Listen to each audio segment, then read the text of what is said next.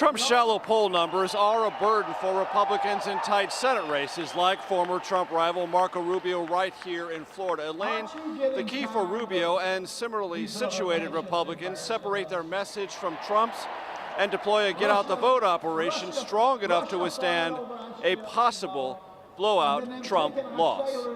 Well, Major, as you know, Donald Trump responded to his latest sexual assault accuser, actress Jessica Drake, who says Trump forcibly grabbed and kissed her. I want to play what Donald Trump said about this on Monday. These are stories that are made up. This is total fiction. You'll find out that in the years to come, these women that stood up, it's all fiction. They were made up. I don't know these women. It's not my thing to do what they say. I don't do that. And, I don't grab them on the... as they say, on the arm. And once said, he grabbed me on the arm. And she's a porn star. Now, this one that came out recently, he grabbed me, and he grabbed me on the arm. Oh, I'm sure she's never been grabbed before. All right, so Major, conventional wisdom might suggest Trump would want to keep the spotlight off these accusations, but in a way he seems to be highlighting them, as he did when he vowed to sue his accusers this weekend. Why? Well, because it's a Trump method to lash out and always threaten people with litigation in the hopes of intimidating others who might come forward, whether that's in business or anything else. And now in the heat of this presidential campaign, Trump and his advisors know this has had a negative impact on the way Trump is viewed generally and by women specifically. So he lashes out at the authenticity, the legitimacy of the charges themselves, and then threatens legal action to try to scare those from repeating those who've said things already and prevent possibly others from coming forward. It is a strategy, Elaine, that I think we can say rather safely. Since Trump first floated the idea of litigation several days ago, it hasn't proved effective. More women have come forward. They don't appear intimidated, and when put with that question before them, they say that's exactly why they're coming forward, to prove to Trump they're not intimidated.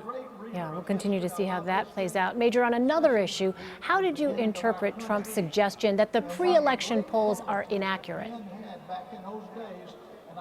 Well, it's what candidates have to tell their supporters and, for that matter, themselves when the polling data is not to their liking. Now, for the Trump campaign, they are falling back on a couple of national polls. Rasmussen has one.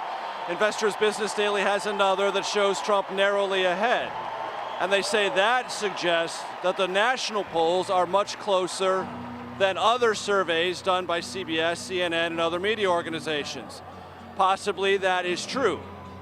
But what is fundamentally important at this stage of the campaign, Elaine, is not national polls. What matters now are state-by-state polls, because it's the electoral vote map that takes preeminence at this stage of a campaign. And the truth for the Trump campaign, the inescapable truth, and that's what Trump alluded to in that piece, saying, I think we're behind, but not by much, and Kellyanne Conway saying we're behind, is that in all the battleground states, the best the Trump campaign can say is there's some data suggesting they might be tied.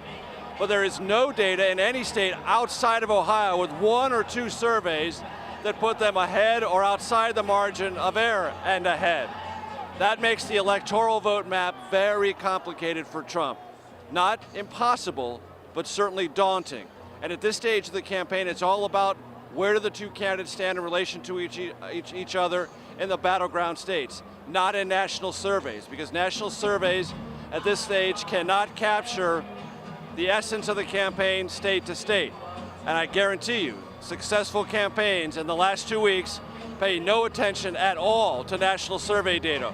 All they care about are get-out-the-vote operations in each state and what the polls that they take nightly tell them about where they are in relationship to that get-out-the-vote effort in each of the battleground states.